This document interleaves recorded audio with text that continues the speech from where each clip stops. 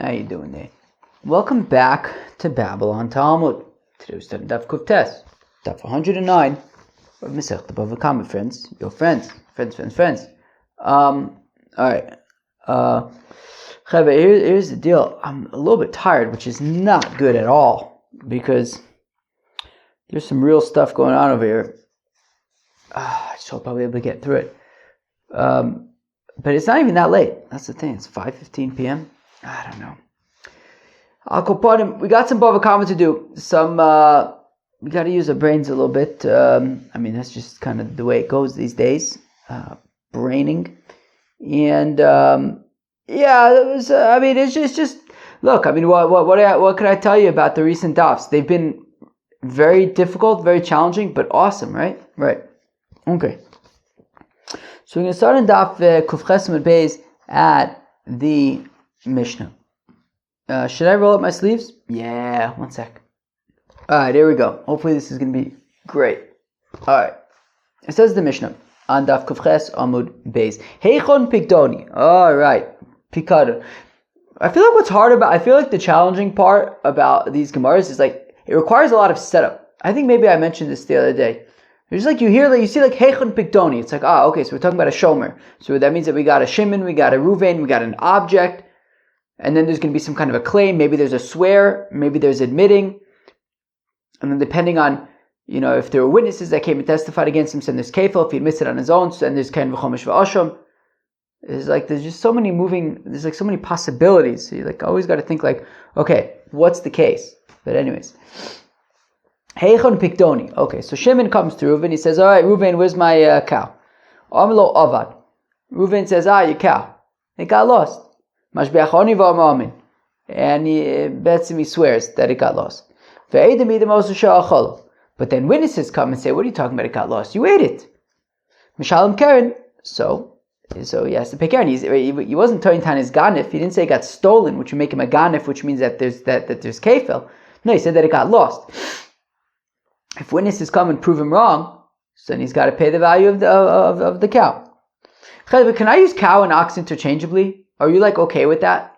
If I just use cow and ox interchangeably, it's what's the difference? And you just always have to remember, did I say ox? Did I say cow? Who cares? I can't imagine there's any difference. So he has to pay now the principal amount. Oh man, I have another situation where my beard is hitting against my clothing and it's creating a whole unwanted situation here. Alright, well. Okay, so hold me atzmo. Now, if Reuven would have admitted on his own initiative, i.e., no witnesses came, he just admitted that actually he ate it. So Mishalem Karen v'chomesh v'asham. So then he would pay the principal plus a fifth plus a korban asham. Heichon pikdoni amar lo nignav. Okay, so now this is a situation of turning tan is ganif. So Shimon says to Reuven, hey Reuven, where's my cow? And he says it got stolen. And he bets him swears. But then witnesses come and say, what are you talking about? You stole it yourself. So he has to pay kefil. If he had admitted on his own initiative, so then he would pay Karen v'chomesh v'asham. A fellow steals from his father, v'nishbalo v'ames, and he swears to his father that he didn't steal, and then he dies. Okay. And then he admits it after his father dies. Hareze mishalim karen v'chomesh v'asham levanov. So then, wait 1 second. Yeah. So he pays Karen v'chomesh, and different Gersos get rid of Asham. Okay. So he pays the Karen and the Chomesh too. Oh, probably because you're not going to pay the Asham. Oh, that's probably why. You're not going to pay the Asham to the kids, right? So Mishalem Karen v'chomesh Livanov. So you pay the Karen plus the Chomesh to his children, meaning if he has other children, right? The fellow steals from his father. He swears that he didn't. And then his father dies and he admits that he stole from his father. So he has to pay Keren v'chomesh. Now the father's dead, so he pays it to the estate. Now he's part of the estate, but to the other people in the estate, his brothers, or if he doesn't have any other brothers, so his father's brothers. Fine. Levanav al-echav, to his father's children, i.e. his brothers or stepbrothers, whatever it is. Le'achiv, or it's his father's brothers. Whoever the heirs are, other than him. Now, if he doesn't want to give up his portion of the inheritance on account of this, or she'ein lo, or that he or he's like poshit, he can't whatever. His father left him an inheritance, and he doesn't want to give it up. So how is mishalim keren v'chomesh? Where am I?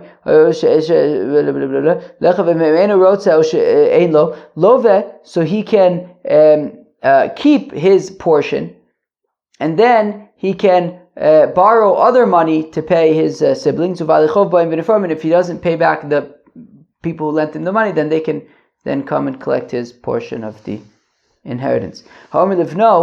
A fellow says to his son, right? If a fellow says to his son, you cannot get any benefit from my stuff. In Mace, well, if the father dies, so then, the son is no longer, the father is dead, he's not getting benefit from his father anymore. So Yurashenu. So the son can still inherit his father after his father is dead, right? His father says, you can't get any benefit from my stuff. That applies so long as he's alive. Once he's no longer alive, so then the child can inherit the father. But b'chayv of moso, if the father says you can't get benefit from me, not when I'm alive, but not even when I'm dead, so im meis lo yi roshenu. So then, if he dies, then the son doesn't inherit the father, because the father said you can't even get benefit from me when I'm dead. V'yachzor levanav ule'echov, and he has to or v'yitain levanav ule'echov. So I guess he has to give his portion of the inheritance to his father's other sons or to his father's brothers. V'im ein lo, and if he doesn't, so Rashi says v'im ein lo mayochov, if he doesn't have anything to eat. So Rashi says love va'ochel, so he could borrow money and eat. And then the people can come and collect his portion of the inheritance. So again, so if he doesn't have any, so basically, his father said that he can't get any benefit from him, not when he's alive, not when he's dead. So then, when he dies, so the son can't inherit the father, but what he can do is he can borrow money against the inheritance, and then those people who lent him money can collect the inheritance. So you can kind of like go through the back door that way, kind of. Well, yeah, that was like really technical. But now we're up to the Gemara, and the Gemara is stark. The Gemara is stark. Yeah. That there was some really, really technical stuff there about the brothers and the father's brothers and the loaning and paying back. It was very detailed, but. Now we're going to get to some interesting stuff. Amar Rav Yosef says, the Gemara that Rav Yosef says, Afilu la'arniki shel tzedakah. So we had said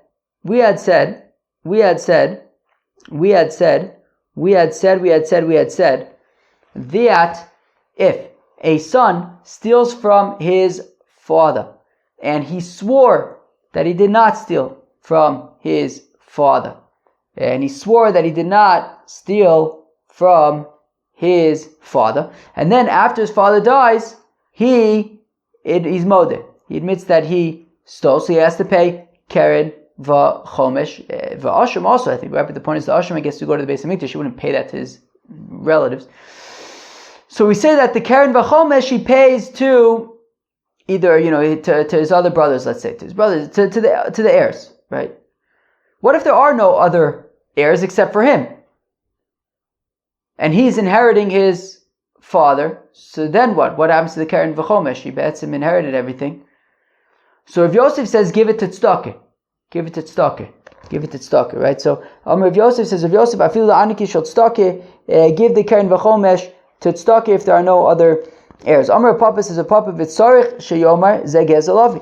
And says Rav Papa that when he gives it to tzedakah, he has to earmark it. He has to say, well, I'm not quite earmark, but he has to say, I'm giving this money because I stole from my father and I'm paying it back. Amai nimchole linafshe. Here we go. Now is where I'm going to have to start using my brain, and I'm very nervous because I'm tired. Pushing through the mushing is not an Indian in being tired. Right? I think we discussed this already. But when you're tired, you're tired. There's not much you can do. When your brain says I've had enough, that's when you push through the mush. Okay. So Amai, why does the son have to give the Keren V'Chomish to Tzedakah if there are no other heirs? Nimchale linafshe. Let him be moichel. Let him be moichel. Let him be moichel. He inherited his father. Now there was this outstanding sort of, I don't know if it's a debt, but an outstanding chov, obligation to his father's estate, which is the Keren V'Chomish.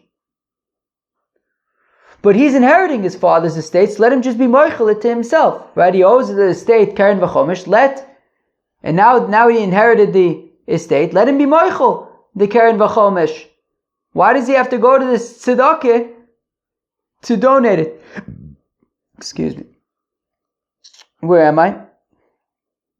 Amai nimchale l'nafshe, let him be moichel to himself. Milotnan. After all, didn't we learn in a Mishnah on Daf Kuf Gimel? Mochel lo al hakeren v'lo mochel lo al hachomesh. Chevre, there's a Mishnah that we learned a few days ago that Reuven stole from Shimon and he swore to Shimon that he did not steal from him. He then admits that he stole from Shimon, so he has to pay Keren V'Chomesh. And we said he has to pay him directly, he can't pay, to his son, to his Eved, anything like that. So we say though, Darton, that Shimon can be moichel. That Shimon can say, don't worry about the Keren V'Chomesh. Shimon can be moichel. So we see that somebody who's owed Keren V'Chomesh can be moichel the chov. So why don't we say that now that this child inherited his father's estate, he can be moichel the Keren V'Chomesh? Why does he have to go and donate it to the charity, to the tzedakah?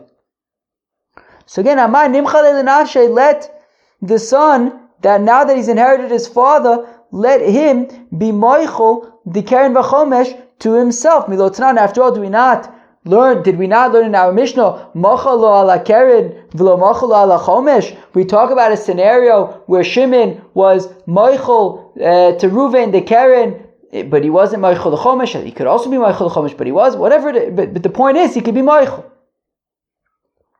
Alma bar mechilo. So we see that it's something that could be moichel, it could be waived, and so let him waive it. Omer Rabbi Yechon lo kasha kan Rabbi Yisei Aglili. Ha Rabbi Yisei Aglili ha Rab Akiva.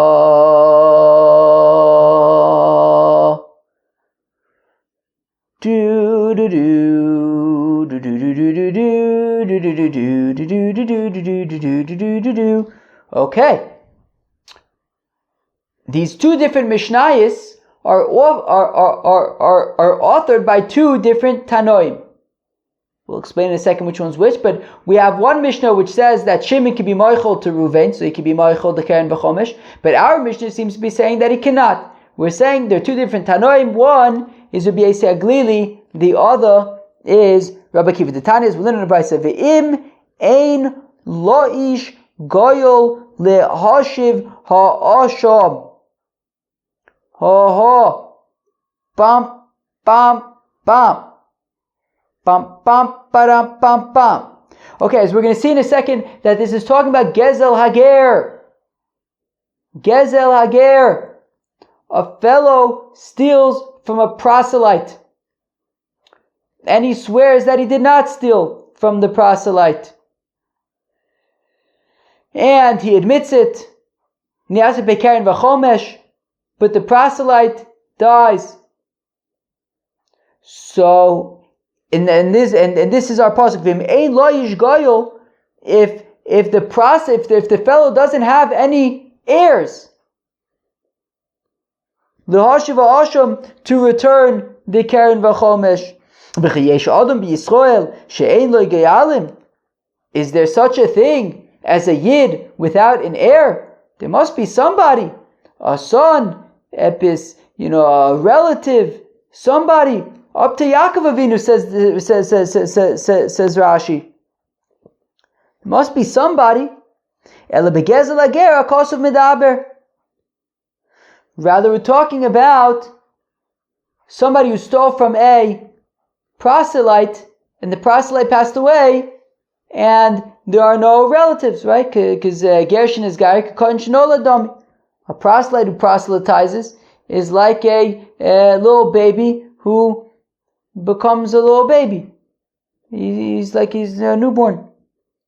Harisha Gozal Hager Vinishba Lo. If a fellow stole from a proselyte and he swore to the proselyte that he did not steal from him, and then he later admits that he stole from him. Wait, what? So he swore that he didn't steal, but then he admits that he swore falsely. Now, Vishama Shames Hager, and he heard that the proselyte passed away, and there are no heirs to pay the Keren v'chomesh to.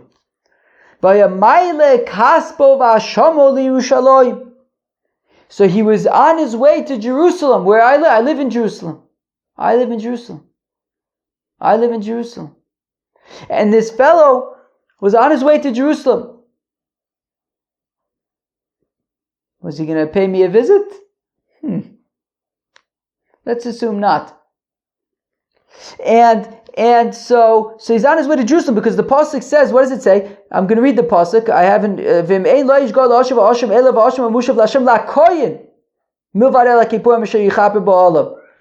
Because the halacha is that by gezel ager, if there are no heirs, so you bring it to the Beis Hamikdash and you give it to the mishmar, as we're going to learn about later on, to the kohanim that are serving in the temple. So he heard that the proselyte had passed away. He was on his way to Jerusalem to pay the Keren v'chomesh v'asham.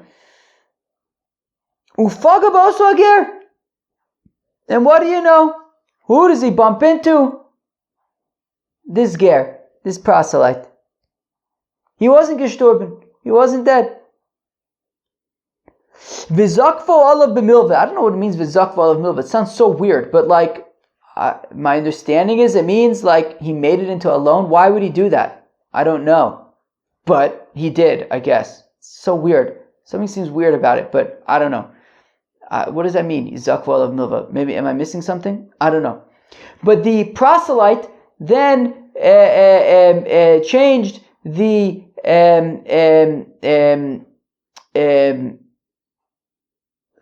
Keren v'chomesh into a loan. So it's like he just has to repay a loan. So it's not like the guy now owes the proselyte Keren v'chomesh. He owes him. He has to pay back this loan to him. Okay. Umeis, and then the proselyte passes away. So now be'etzem, this guy has to repay a loan to the proselyte. The proselyte is gestorben. He died. He doesn't have any relatives. Now the property of a proselyte becomes hefker. Right? The property of a proselyte who passes away, he has no heirs, becomes hefker. Kol hakodem zocha. Whoever gets it first gets it. So now this guy had to repay a loan to the proselyte. The proselyte passed away, so the chov, whoever gets it, gets it. He has it. He has the money, so he keeps it. So v'ameis zocha halo b'mashav yadu divrei B'yosei Aglili. There you go. So B'yosei Aglili says that this guy can basically keep the money now, because he has the money, and he basically waives the obligation. He inherited the obligation, the chov from Hefker, and he just waives it now. He waives it to himself. He waives the obligation that he has to himself. Rabbi Akiva Omer, whereas Rabbi Akiva says, Ein lo takone ad sheyotzi gzelo mitachas yodo. Rabbi Akiva says no such thing. He cannot be moichel this chov. I guess since the proselyte is dead, so he needs to, I imagine he probably has to give it to the Beis HaMikdash. It must be repaid. He cannot be moichel it. So now says the Gemara, Rabbi Yosi Aglili, Lo shna lenafshe lo shna la'acherim motzi mochil. Now, according to Rabbi Yosi Aglili, there's no difference if he's being moichel to himself. There's no difference if he's being moichel to somebody else. I.e., the previous Mishnah that we had, which says that if Reuven stole from Shimon, then he swore that he didn't, and then he admits it, so then Shimon can be moichel. So that's Rabbi Yosi Aglili, right? Shimon can be moichel to Reuven. And guess what? He can also be moichel to himself, right? As we just saw by the situation of the proselyte, that he died, and then this guy inherited the loan, and he's moichel to himself. So you can be moichel these chovis, whether it's being moichel to somebody else, whether it's being moichel to yourself. And according to Rabbi Akiva, lo shna la'acherim v'lo shna lenafshe lo matzi mochil. And Rabbi Akiva, regardless of if it's to somebody else or regardless of if it's to oneself, you cannot be moichel. And therefore, our Mishnah over here, which says that this son who stole from his father, and there are no other heirs, and he admitted that he stole from his, he swore that he didn't steal, then he admitted that he did steal, so the Keren V'chomish needs to be paid to tzedakah because he cannot be moichel to himself. And the previous Mishnah that says that Shimon can be moichel to Reuven, that would not be Rabbi Akiva, because Rabbi Akiva would say that just like he cannot be moichel to himself, he oichit cannot be moichel to somebody else. Okay? So there you go. The previous Mishnah is Rabbi Yosi Aglili. Our Mishnah is Rabbi Akiva. Rabbi Yosi Aglili, who adid, tafilu lo zakvoi b'milveh. Now, Rabbi Yosi Aglili, according to Rabbi Yosi Aglili, right, we had said that this guy had stolen from the proselyte. He then admitted it. He was on his way to Yerushalayim. He bumped into the proselyte. The proselyte then made it from Keren V'chomish. He said, you know what, it's like a loan. So according to Rabbi Yosi Aglili, he didn't actually have to actually say, oh, the Keren V'chomish is now like a loan. No, even, just automatically it would basically be turned into a loan, okay? By the Katani Zokvo, all of the Milva, and the reason why he says he made it into a loan is Rabbi Akiva, is to tell you the sort of extreme position of Rabbi Akiva, the Afilu Zokvo and all of the Milva, that even if he explicitly made it into a loan, still, Ein lo takona ad shiotzi gzela mitachas yodo, still, he would have to, bring the Keren V'chomesh, by the case of the proselyte, to Yerushalayim. Okay, fine. Wow, this is a very demanding daf. I mean, if you look at the daf from the outside, it's not a very big daf. But man, we have to go methodically. One word at a time, one line at a time. Slow. Very, very slow. Very slow. But of course, very gishmak. That's BavaKama. Very slow, very thorough, very gishmak. Maskif lo Rav Sheshis. So Rav Sheshis asks a kasha, a beautiful gewaldige kasha. A gewaldige kasha. A gewaldige kasha. A gewaldige kasha. Ihochi. The Rabbi Yosi Aglili lashmo inon lenafshe v'chol sheken la'acherim l'Rabbi Akiva lashminon la'acherim d'lo matzi machil v'chol sheken lenafshe d'lo matzi machil. Wow, what a kasha. What a gorgeous kasha. What a gorgeous kasha. What a gorgeous kasha. What a gorgeous kasha. What a gorgeous kasha. Chevre, who can explain this kasha to me? Who can explain this kasha to me? Who can explain this kasha to me? Chevre, it's a gewaldige kasha. We said that Rabbi Yossi Aglili's opinion is that a person can be moichel. A person can wave the Keren V'chomesh, whether that's to himself, whether it's to somebody else. Rabbi Akiva says he cannot be moichel, whether it's to himself, whether it's to somebody else. So, how do I explain this? So, how about this? The bigger chiddush. So what would be the bigger chiddush for Rabbi Yossi Aglili, and what would be the bigger chiddush for Rabbi Akiva? Let's start with Rabbi Yossi Aglili. Rabbi Yossi Aglili says that you can be moichel. What's the bigger chiddush? That you can be moichel to somebody else, right? That if that if somebody stole money from me, that I could say, hey, don't worry about it. That I could do a favor for somebody else. Is that a bigger chiddush? Or that I can even be moichel to myself. That even if I'm the one who's going to benefit from the mechila, I could still be moichel. Oh, that's a much bigger. That's a big. That's a much bigger chiddush. That I could be moichel to myself. So for Rabbi Yossi Aglili, the bigger chiddush is that I can be moichel to myself. Now, according to Rabbi Akiva, who says that I cannot be moichel, what's the bigger chiddush? That I can't be moichel to myself? It's not such a big chiddush. It seems, it kind of makes sense. I can't be moichel to myself. I'm the beneficiary here. It's a bigger chiddush to say, not only can I not be moichel to myself, I can't even out of the goodness of my heart be moichel to somebody else. To say, Ruvain, don't worry about it. So the bigger chiddush for Rabbi Yossi Aglili is that I can even be moichel to myself, and the bigger chiddush for Rabbi Akiva is that I cannot be moichel even to other people. And yet, that is not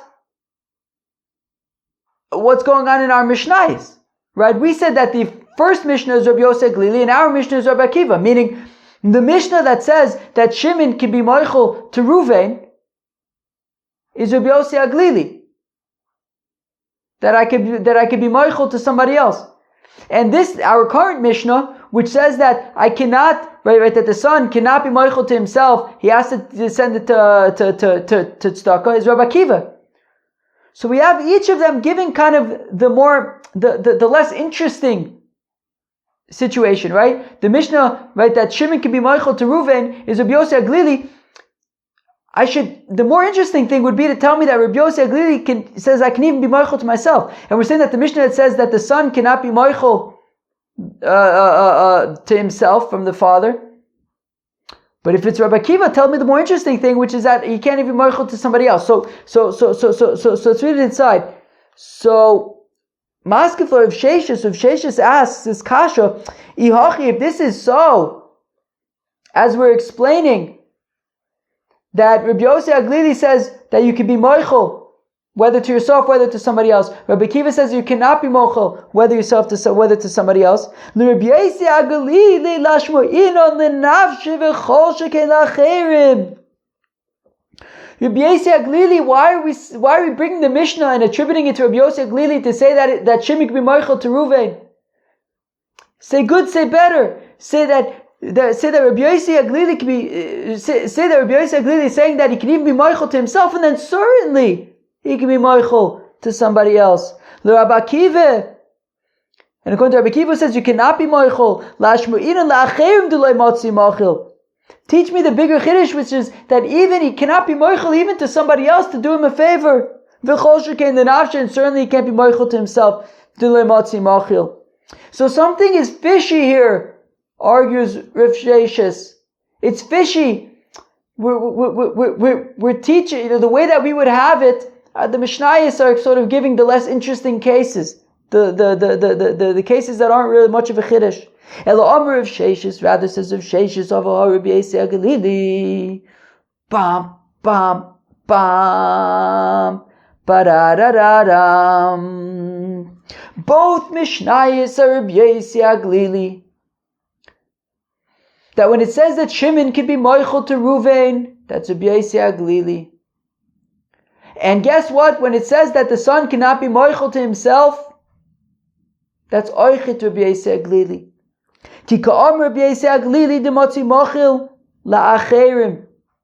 Because unlike we initially said or assumed, when Rabbi Yosei Aglili says that you can be moichel, it's only for somebody else you can be moichel. Do him a favor. Aval lenafshe, to oneself, lo matzi mochil. You can't be moichel to yourself when you're the one who stands to gain from it. And that is why the son needs to give the keren v'chomish to tzedakah.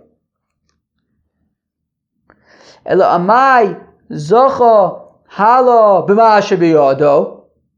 So if that's the case, that he can't be moichel to himself, then how come we say by the proselyte, Rabbi Yossi Glili says that this guy can be moichel to himself when the proselyte passes away, mishum dezok v'nolav b'milveh, because the proselyte made them into a loan. And I'm assuming that the point is that it's not like we had said a few lines, but many minutes earlier. Right, we had said earlier that even if he didn't explicitly make it into a loan, it just kind of automatically becomes a loan. But I'm assuming that it means that this is how I'm assuming. I don't know, maybe I'm wrong, but I'm assuming that right that we're saying that no, meaning the proselyte davka made it into a loan, and because he davka made it into a loan, so it's no longer keren v'chomesh. There's no longer the chiyuv of keren v'chomesh. It's simply money, a loan, and he is inheriting the loan from meaning the proselyte passed away, he has no heirs, becomes hefker. Whoever gets it, he gets it. So therefore, so that's why that works. But by the keren v'chomesh, when there's a chiyuv keren v'chomesh, it has to be paid. Can't be moichel to himself. Ravi Omar says, Ravi, Havi ha Rabbi Akiva. Oh, so Ravi says that take, they're both Rabbi Akiva. So if that's the case, then why does Rabbi Akiva? So what's going on over there in the first case when we say that Shimon can be moichel to Reuven? Ki omer Rabbi Akiva de lo motzi mochil lenafshe. That actually when Rabbi Akiva says that you cannot be moichel, it's only to yourself that you can't be moichel. Aval acher motzi mochil, but you can be moichel to other people, right, out of the goodness of your heart. That's fine. Mechad Rabbi Yossi haglili sarva afilu lenafshe nami motzi mochil. But then Ravi, does that imply that if you're saying that when Rabbi Akiva says you cannot be moichel, that's only to yourself. To other people, you can be moichel. So in Rabbi Akiva says that, so in Rabbi Yossi Aglili who says that you can be moichel, so then it's even to yourself, you can be moichel. Elo gezel ager dika amr achmone nesina lekayanim heichim mishkachasla. Then when would you ever have a scenario by gezel ager that you'd have to give it to the kayanim? Kilo, a fellow steals from a proselyte, he admits it, and then the proselyte passes away, and the proselyte passes away, and we're saying that he inherits. We're saying according to Rabbi Yossi Aglili that he would just waive the keren v'chomish to himself. So if that's the case, then when would you ever have a situation where you'd have to bring it to the Beis Hamikdash? My Rav says, Rav Achov ma'eskinon kishegazel asager v'nishbalo v'meisager v'hodel acher misa. Well, it depends when he admitted. If he admitted after the proselyte was already passed away, so at the time that the proselyte had passed away, he had still, he was standing by his shvuah, and then only after the proselyte passed away, he then admitted it, and that's when there was a chiyuv then of keren v'chomesh v'asham. Well then, the be'idna de odi kano Hashem v'nosna l'kayanim, that at the time that he admitted that he was lying, and the proselyte was already gone, he already passed away, so then Hashem inherits the keren v'chomesh v'asham payment, and Hashem gives that to the Kohanim to collect, and that is, in that case, when he admits it after the proselyte has already passed away, he would bring it to the Beis Hamikdash and give it to the Kohanim. Fine. Whew. Okay. Wow. Wait, could we just chill out for a second? Wow. Ooh. Wow. As I pointed out earlier, that was not a very large daf. But you really had to move slowly over there. you really have to move slowly over there. Okay, so now this next little bit kind of moves quick, and then I think maybe it slows down a little bit again. Okay. Boy Ravine, says Ravine, Gozal agioris mahu. What if a fellow steals from a proselyte, a proselyte, a proselyte, a proselyte, a proselyte, a proselyte, a proselyte, a gioris. So Bayrav, Gazla gioris mau. What if a fellow stole from a gioris? Ish amrachmana v'lo isha. So do we say it says in the pasuk ish, right? It says v'mein lo ish goyel. So these halachas apply only to a fellow, but not to a fella. So ish amrachmana v'lo isha odilma orche dekra who, or maybe when it says ish, it's just saying ish, but it applies to everybody. Amarle Rav Aharon the Ravina, says Rav Aharon to Ravina. Who's Rav Aharon? Ich weiß nicht. Amarle Rav Aharon the Ravina. So Rav Aharon says to Ravina, Tashma come here. The Tana that we learned in the Bride say, Ein ish ein li alo ish. All I know is about a fellow. Ish manan. How do I know even a fellow? Kishehu Omer. When it says Amushav, Hari kan shnayim. When it says Amushav, it's two. What does that mean? So Rashi says Hari kan shnayim trei ashavis. Ksiv l'hashiv amushav l'shnachmina trei ashomis ksiv l'hashiv ha'ashim amushav. Be'etzem there in that pasuk it says basically hashava twice. Alternatively it says asham twice. So we learn something about the twice that applies to both men and women. Then why does it say ish if it applies to men and women equally? Ish atu tzarich lachzor acharov im yesh le ge'alim im lav ka'in ata tzarich lachzor acharov biyadua she'ein loy ge'alin.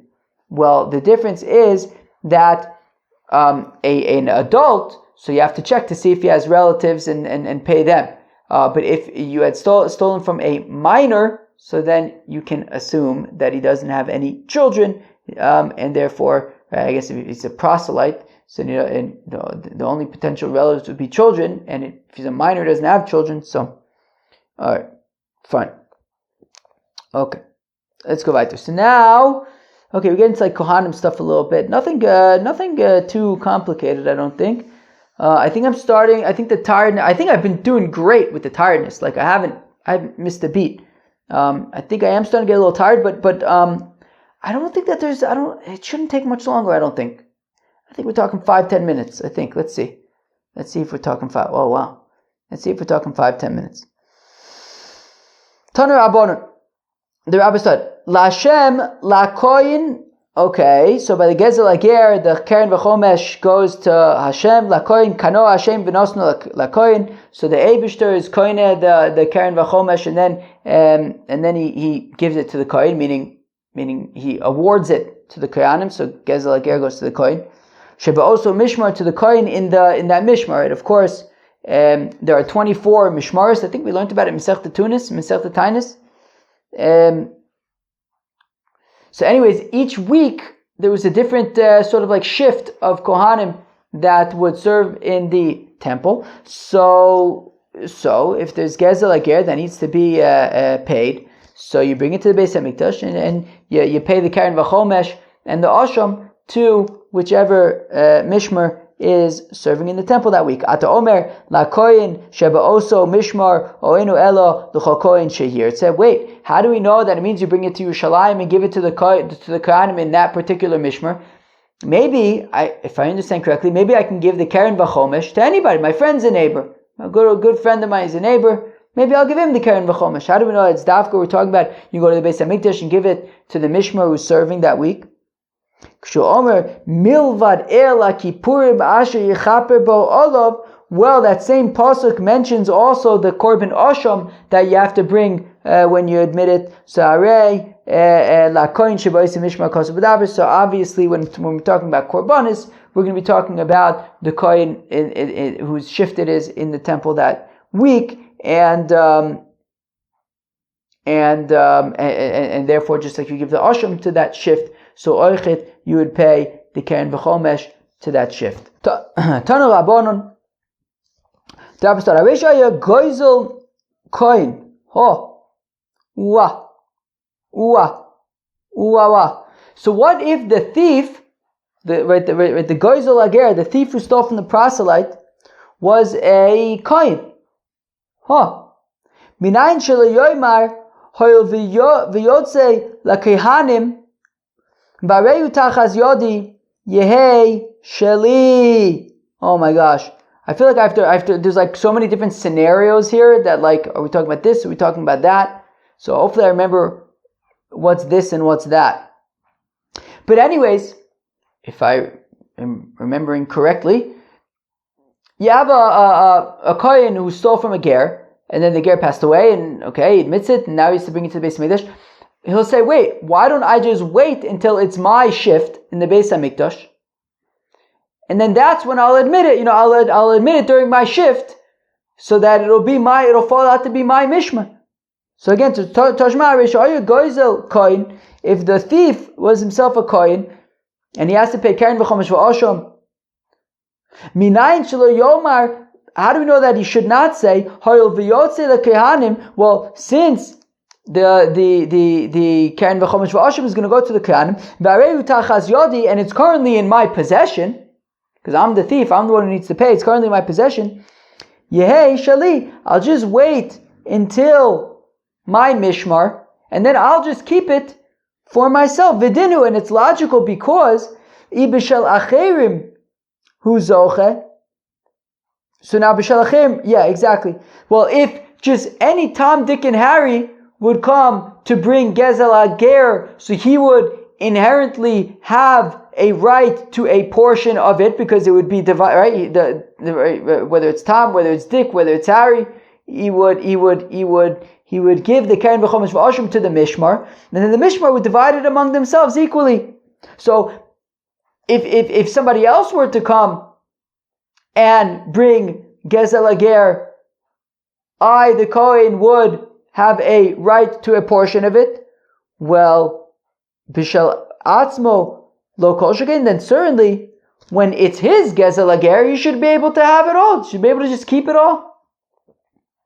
Reb Nosson says, Reb Nosson b'lashon acher, in a different way, u'ma'adavar she'ein lo chelek bo ad she'yikones b'shuso k'she'yikones l'shuso eno yochel lotzio miyado davar she'yesh lo chelek bo ad she'lo yikones b'shuso mishenichnas l'shuso eno din de'enach yochel lotzio miyado. Wow. 1 second. Okay. Wait, what?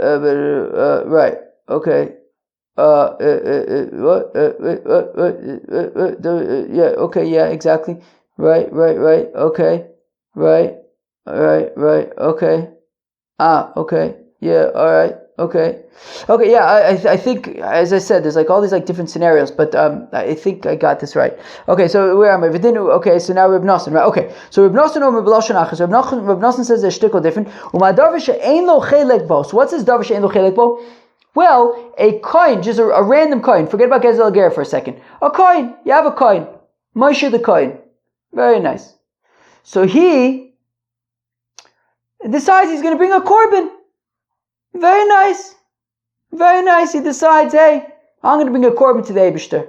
Very honorable thing to do. Now, because he's a kohen, so he could just walk into the Beis Hamikdash and offer it. Doesn't matter if it's his mishmar or not. Meaning, in order to partake in like other people's korbanos, okay, so you'd have to be part of the mishmar. But because he's a kohen, even if it's not his mishmar, if he wants to bring a korban, let him come to the Beis Hamikdash, offer the korban, no problem. And it would be for him.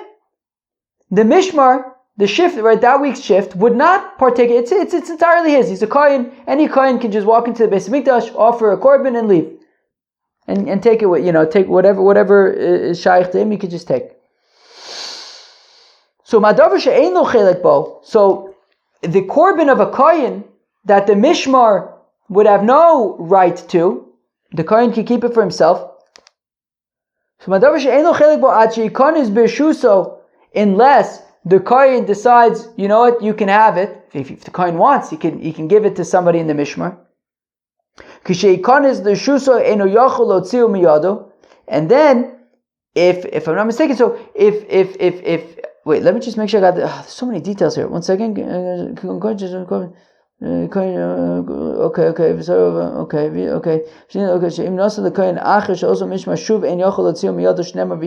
Yeah, exactly. So if this kohen who's not in the mishmar and he's offering the korban would then give it, if I'm not mistaken, to one of the kohanim in the mishmar, that kohen can keep it for himself. So davar sheyesh lo chelek bo, so something that he already has a chelek in. And that I think, so Rashi says, so when it comes to Gezel Ager, that Gezel Ager is something that, if somebody were to come and offer Gezel Ager, even if he gave it to one particular kohen in the Mishmar, all of the Mishmar would have a right to it. They would divide it up equally. So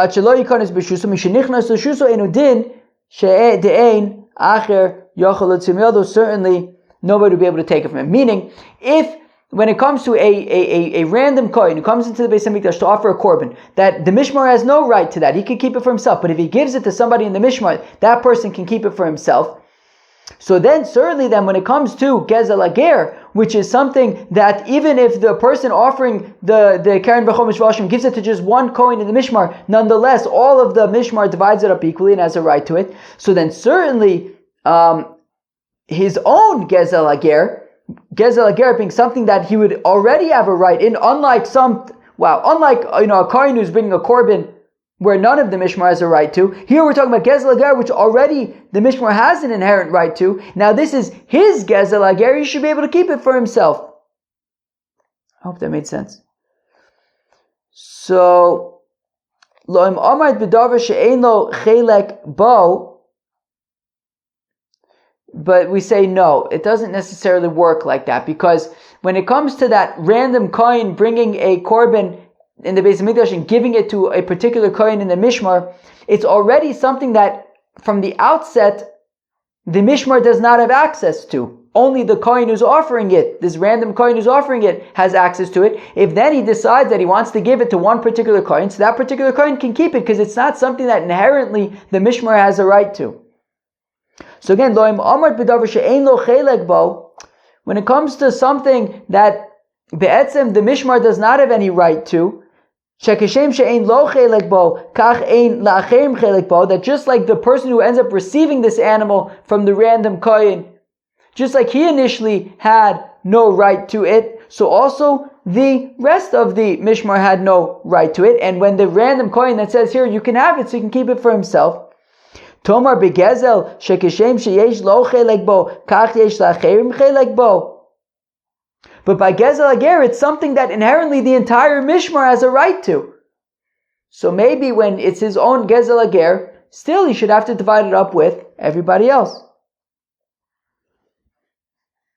Okay. Rather,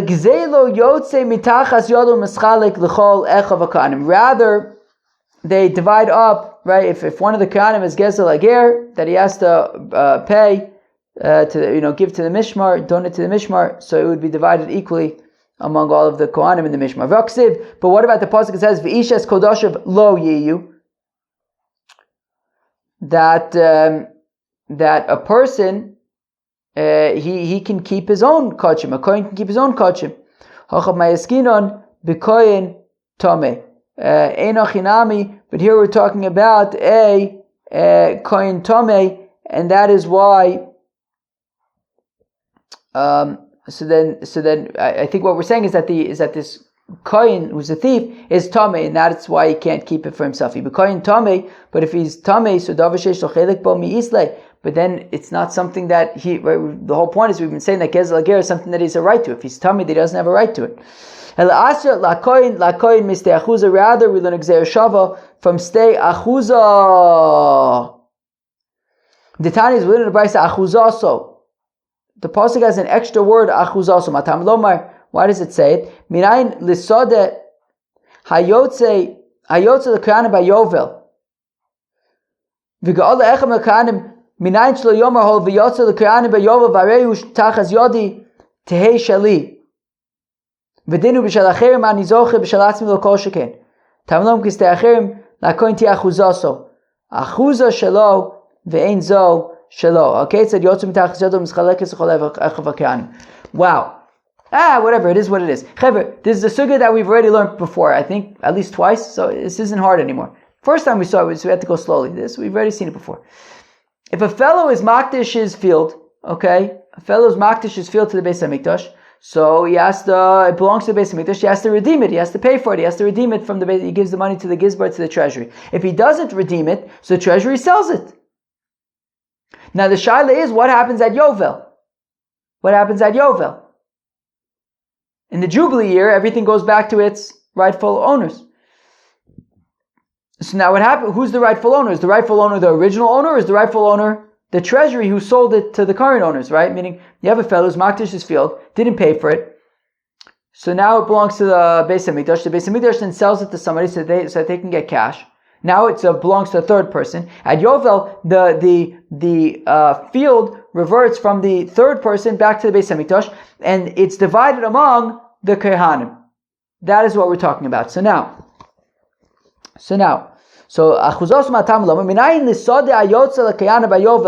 this field that is divided up among the Kohanim in the Mishmar at the beginning of Yovel, so this field that's divided up among the Kohanim, because it was a field that somebody was makdish, he didn't redeem it, so the Beis HaMikdash sold it to a third person at Yovel, then goes back to Beis HaMikdash, it's divided up by the Kohanim.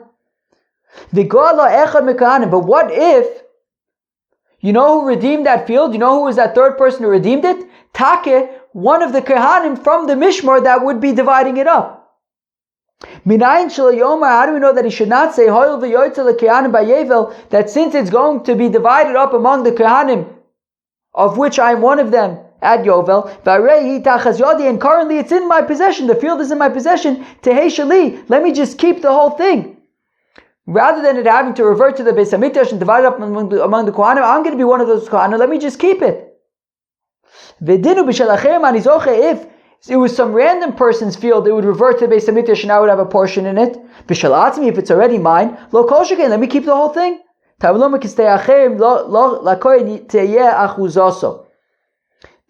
we treat it like achuzaso shelo ve'ein zo shelo. His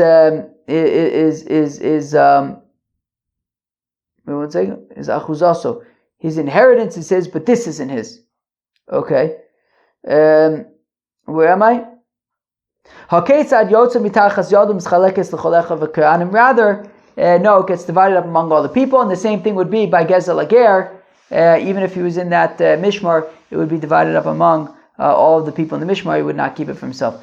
Wow, that ended up being kind of, even though it's not, if you look at it, it's not such a big daf, but BavaKama, it's